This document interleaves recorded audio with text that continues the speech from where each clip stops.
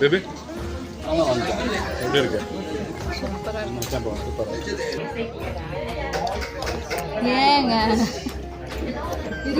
வீட்டில் இருந்தாப்ப சாப்பிடல, அன்லிமிட்னு சொன்னானே பாரு.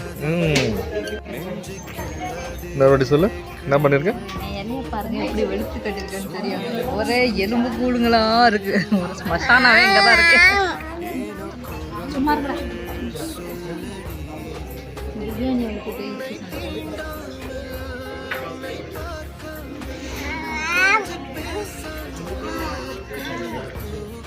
நான் இப்படி சாப்பிடல. இன்னும் 2 வாய் சோறு வச்சிருக்கேன்.